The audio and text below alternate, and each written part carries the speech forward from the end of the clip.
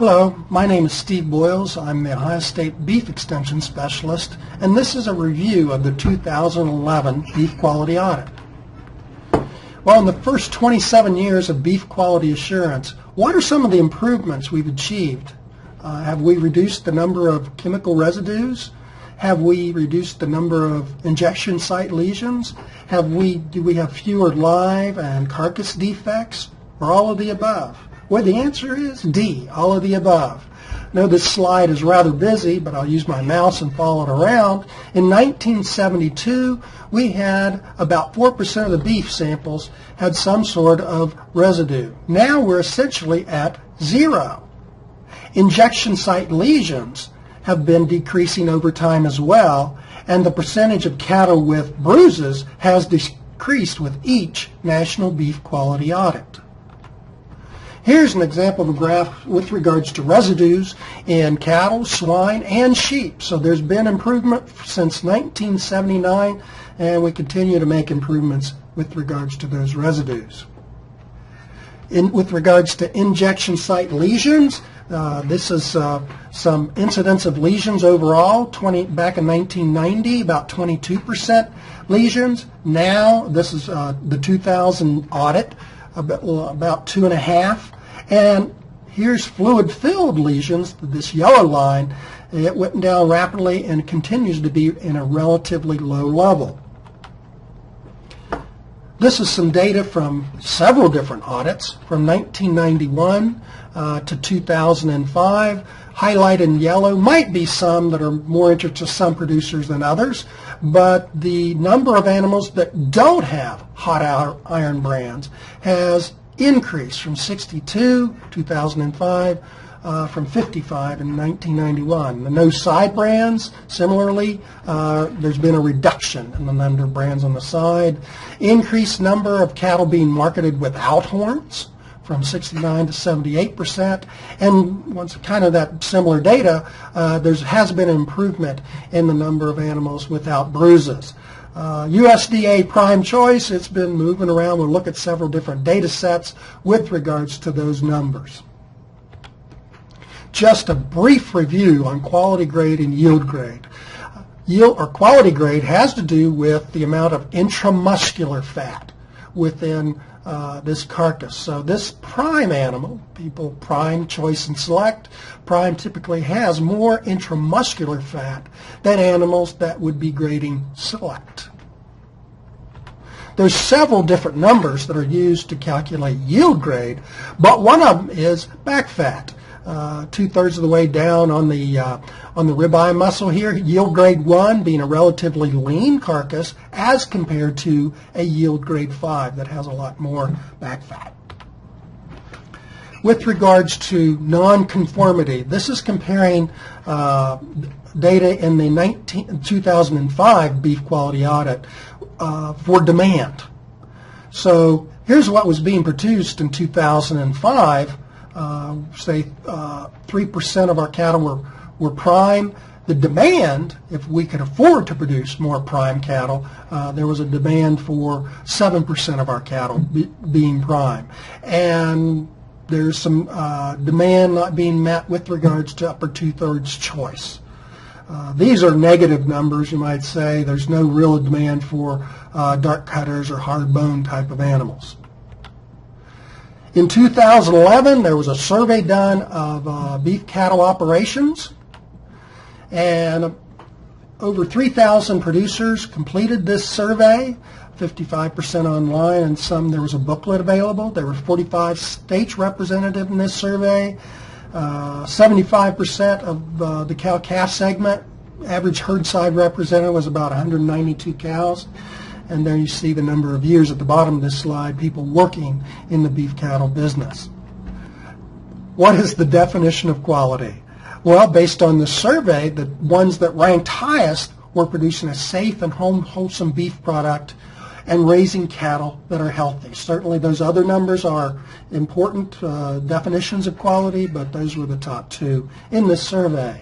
Over 96% of respondents indicated they intentionally influence quality via their farm ranch activities.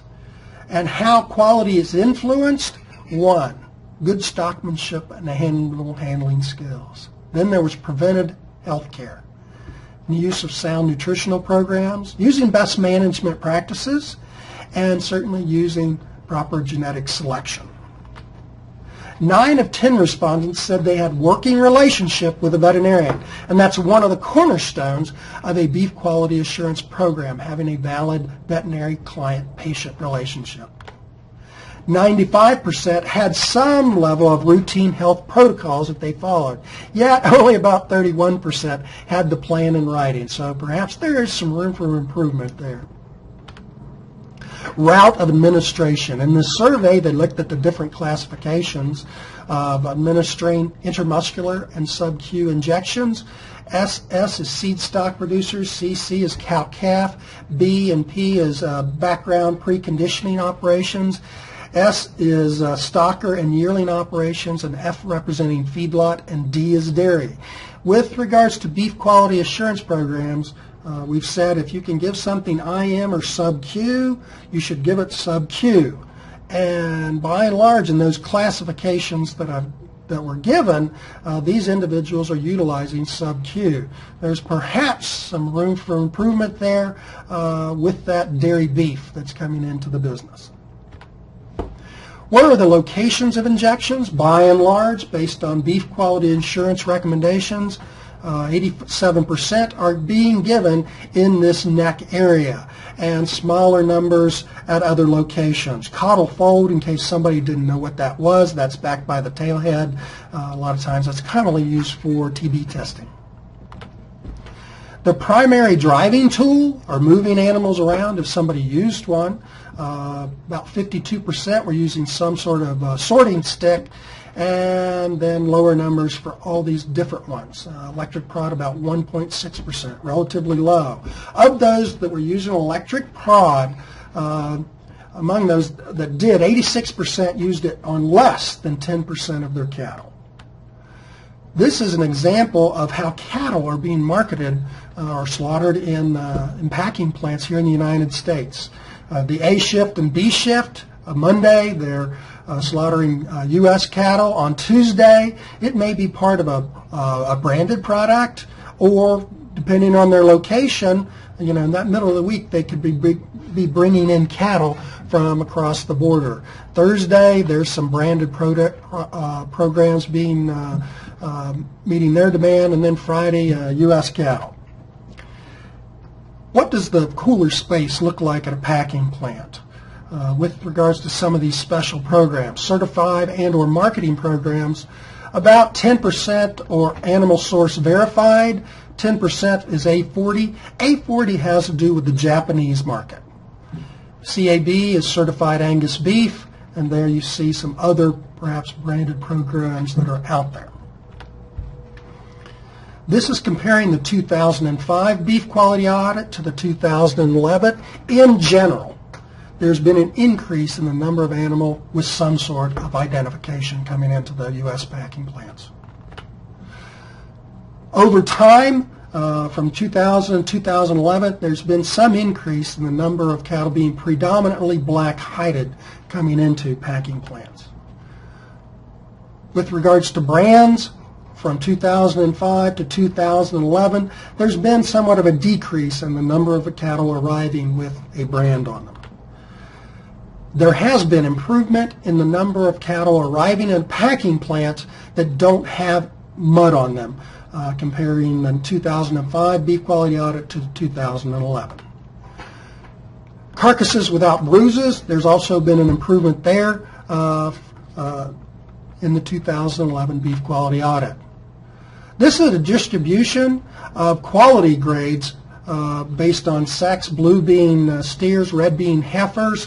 So most of the cattle are being USDA choice, then followed by select, no roll, and then prime.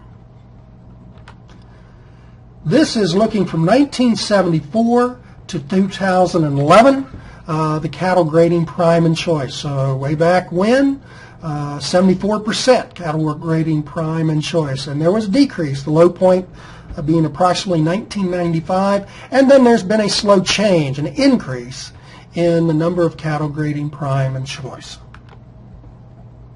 In 2011, what was the ribeye area? Here, this is when we're talking about ribeye area in this picture. Perhaps it shows that it's relatively larger than the ribeye area in this animal. The average being about 22 square inches. Kind of looks like a bell curve from there. Animals with larger ribeye areas than the average, and then those that have a ribeye area less than average. So if those that are interested can go on the internet and look for the 2011 National Beef Quality Audit if you'd like more information on this topic.